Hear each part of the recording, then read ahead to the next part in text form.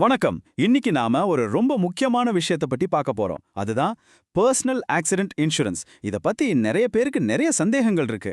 அதை எல்லாம் உடைச்சு இது எவ்வளவு சிம்பிளான அவசியமான ஒண்ணுன்னு தெளிவா புரிஞ்சுக்கலாம் வாங்க. இந்த செஷனை ஆரம்பிக்கிறதுக்கு முன்னாடி ஒரு நிமிஷம் இந்த கேள்வியை மட்டும் மனசுல நினைச்சு பாருங்களேன். வாழ்க்கையில எப்போ என்ன நடக்கணும் நம்ம யாருக்குமே தெரியாது. ஆனா அப்படி ஏதாவது ஒண்ணு நடந்தா நம்ம குடும்பத்தை நிதி ரீதியா பாதுகாக்க நம்ம தயாரா இருக்கோமா? அதுதான் இங்க முக்கியமான கேள்வி. சரி, வாங்க இதுக்குள்ள கொஞ்சம் ஆழமா போலாம். முதல்ல இந்த பர்சனல் ஆக்சிடென்ட் இன்சூரன்ஸ்னா அப்படின்னா என்ன, அதுல இருந்து ஆரம்பிப்போம். ரொம்ப சிம்பிளா சொல்லணும்னா இது ஒரு விபத்துனால நமக்கு ஏற்படுற நிதி நெருக்கடியை சமாளிக்க உதவுற ஒரு பாலிசி. அதாவது ஒரு விபத்துல மரணம், இல்லைன்னா நம்மளால வேலைக்கு போக முடியாத நிலைமை, இல்லைன்னா ஏதாவது காயம் ஏற்பட்டுச்சுன்னா நமக்கும் நம்ம குடும்பத்துக்கும் பண உதவி கொடுக்கறது தான் இதோட முக்கியமான வேலை. இன்னும் புரியுற மாதிரி சொல்லணும்னா இது ஒரு பாதுகாப்பு வள மாதிரிங்க. திடீர்னு ஒரு விபத்து நடந்தாலும் நம்ம குடும்பத்தோட நிதி நிலைமை அப்படியே சரிஞ்சு விழுந்துராம இந்த வள அவங்கள தாங்கி பிடிச்சுக்கும். அந்த ஒரு மன நிம்மதி இருக்கே, அது ரொம்ப பெரிய விஷயம். சரி, இது என்னென்ன புரிஞ்சிருச்சு. இப்போ இதுக்குள்ள என்னென்ன விஷயங்கள்லாம் கவர் ஆகும், எந்தெந்த சூழ்நிலைகள்ல இது நமக்கு கை கொடுக்கும்னு கொஞ்சம் டீடைல்டா பார்க்கலாம். இதுல முக்கியமா 4 விஷயங்கள் இருக்கு. 1 ஆக்சிடென்டல் டெத், அதாவது விபத்துல ஒருத்தர் இறந்துட்டா அவங்க குடும்பத்துக்கு ஒரு பெரிய தொகை கிடைக்கும். 2வது பெர்மனன்ட் டோட்டல் டிசபிலிட்டி, ஒரு விபத்துனால ஒருத்தரால இனிமே வாழ்க்கையில வேலையே செய்ய முடியாதுங்கிற நிலைமை வந்தா இது உதவும். 3வது பெர்மனன்ட் பார்ஷியல் டிசபிலிட்டி, இதுல ஒரு கை, கால், விரல் இல்லைன்னா கண் பார்வை மாதிரி ஏதாவது உறுப்புக்கு நிரந்தர பாதிப்பு ஏற்பட்டா அதுக்கு இழப்பீடு கிடைக்கும்.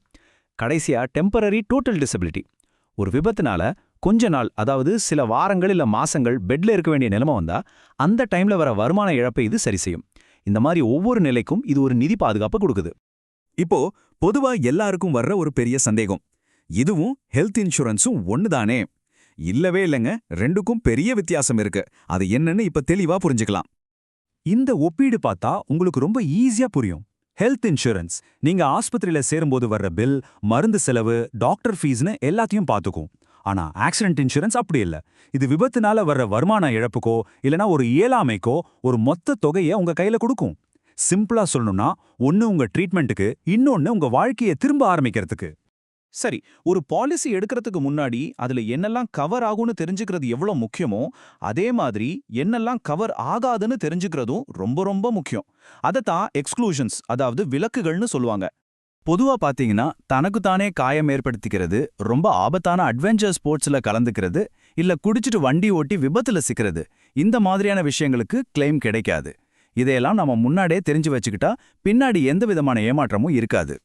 ஒருவேளை கிளைம் பண்ண வேண்டிய ஒரு சூழல் வந்துட்டா என்ன பண்றது? அது ரொம்ப பெரிய வேலையா இருக்குமா? அப்படிலாம் இல்ல. ரொம்ப சிம்பிளான ஸ்டெப்ஸ் தான். முதல்ல விபத்து நடந்த உடனே இன்சூரன்ஸ் கம்பெனிக்கு தகவல் சொல்லணும். அப்புறம் அவங்க கேட்குற மெடிக்கல் ரிப்போர்ட்ஸ், எஃப்ஐஆர் காப்பி மாதிரி டாக்குமெண்ட்ஸை கொடுக்கணும். அவங்க அதை சரி பார்த்துட்டு கிளைம் பணத்தை கொடுத்துருவாங்க. இது ஒரு நேரடியான சுலபமான வழிமுறை தான். சரி, இப்போ ரொம்ப முக்கியமான ஒரு கேள்விக்கு வரும்.